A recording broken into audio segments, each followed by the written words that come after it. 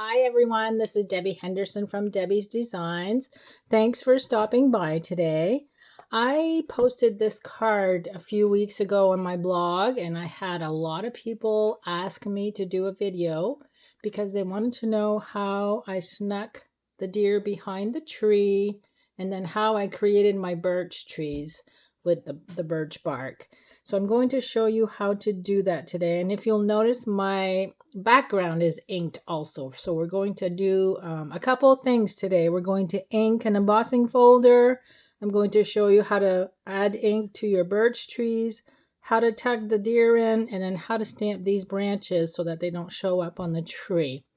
I do have a bad cold, so I'm hoping you'll be able to understand me okay. Now, the stamps that I'm using today is called the Mary Patterns. This is an exclusive stamp set available September 2017 to October 2017. If you place a $300 order or workshop with your friends and family, you can earn this for free. And I've had quite a few of you guys do that already, so thanks for your orders. Now, because we are focusing on a couple techniques, I've gone ahead and stamped my reindeer already. And how I did that was I stamped him in soft suede ink, and then I stamped him a second time with rich raspberry ink. I cut out the little sweater and glued it on top of the first image. So he's all ready to go just to save time. We are also going to start out with a whisper white cardstock piece, 4 1/4 by 5 1/2. It's better to start out with this size and then cut whatever you need once we get all of the techniques in place. We're also going to need the Woodland Embossing Folder, and that can be found on page 211 of the annual catalog. It's right here, and I'll list the item number and price at the end of my video. For ink colors, I use Smoky Slate, Pool Party, and Garden Green.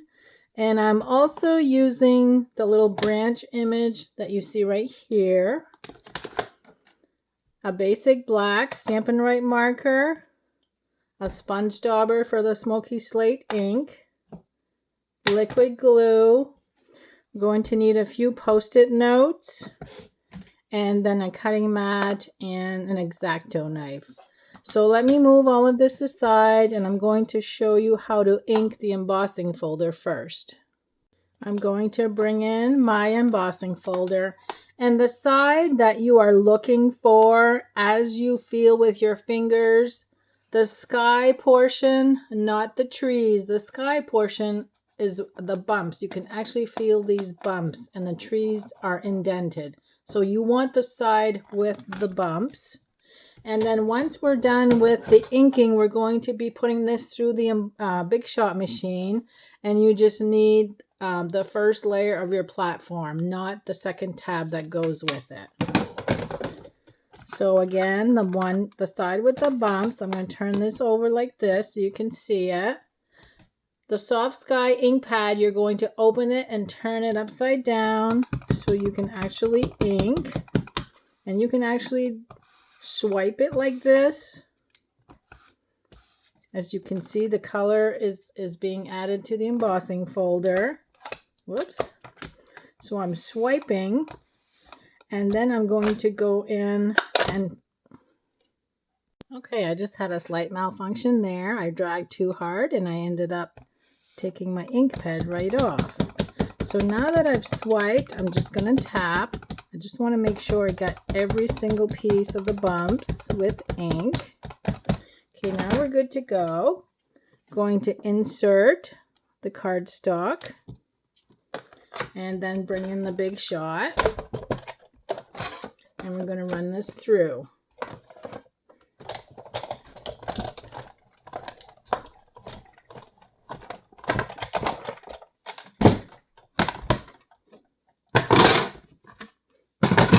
Now I'm carefully going to open the top so that it doesn't move, and try to pick it up without making it move at all. So there's your inked embossing. Isn't that pretty? And it does have a little bit of difference in color. It looks like the sky. So now the next step, we're going to add some sponging to the birch trees. And if you look on my card, what I did is I stuck the sponging all on the right hand side of each tree. So I'm going to bring in some post-it notes and I'm going to add them on the side of each tree. Bring in my smoky slate ink.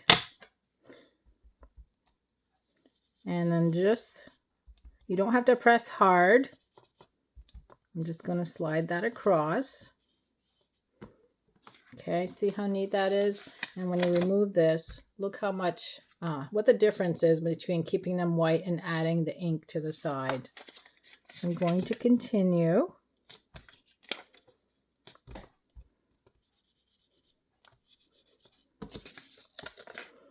And I'm going to pause the video now and finish up, and I'll be back with the next step.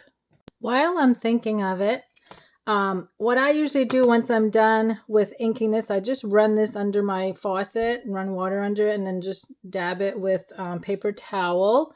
I did ruin one of my ink, my embossing folders by using basic black ink. It really stained my embossing folder. So I would not suggest using any of the archival inks because they do stain. Now I have completed my trees, so you can see what a difference that makes with adding just a little bit of soft suede on one side. Now we're going to come in and stamp the branch with the garden green ink.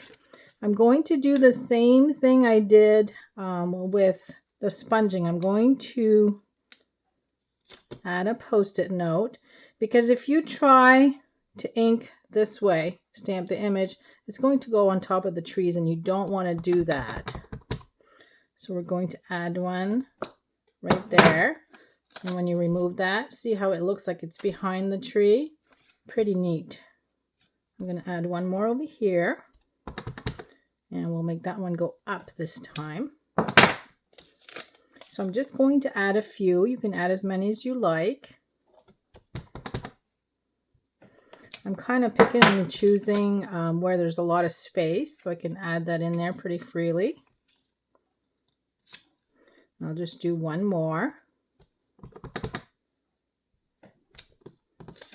And you could actually add some more on the bottom too if you wanted to. Now I'm going to bring in my Stampin' Write marker. As you can see, I added some black spots. Now I'm fortunate that I have birch trees on my property, so I was able to actually see how they're added, or how the bark darkens. And it usually starts out like fat on one end and skinny on the other end. And all I did was start on the edge and just squiggle. Sometimes I add too close together. It's pretty easy. But you can see what a difference that makes also on your birch trees. I love birch trees. We have a lot on our property. A lot of people don't like them because they are messy.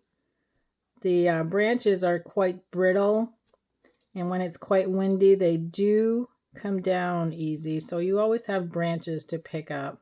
But I don't mind because I just think birch trees are beautiful. Okay, I'm just going to do a couple more.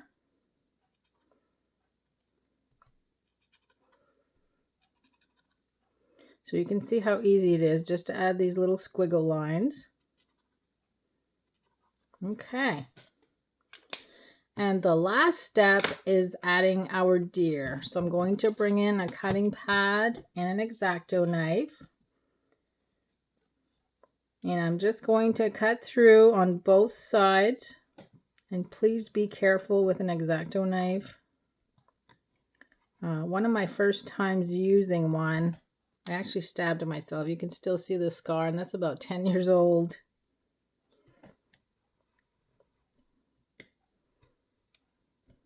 So I'm just going over this a few times to make sure I've gone through. And I have. And now we're going to take the reindeer and just work him through to both sides.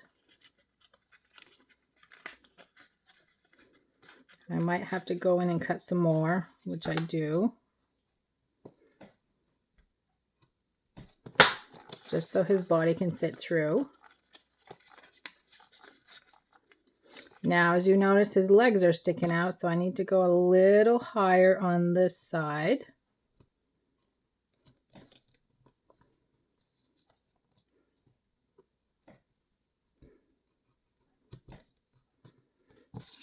Okay. And I want him even with the bottom. So now all I'm going to do is take some liquid glue and press him in place. And for those of you that are demonstrators, this would be a great class because you're using quite a few supplies and you can demonstrate quite a few techniques on one card. And there, now he's in place and it looks like he's behind the tree and you can't even tell that we cut that. So I hope you enjoyed my tutorial for today. Just to let you know also, I do have 2 posts on my blog today. I'm starting my 10 days of Halloween projects. So once you view this on my blog, you can go ahead and scroll to my next post. I'm going to be showing you how to create this little Halloween matchbox. Get lifesavers in there to make it look like googly eyes. I'm going to have 10 days of Halloween treat holders. So I hope you come visit me and I hope you enjoy all my projects. Thanks for stopping by and thanks in advance for your thumbs up.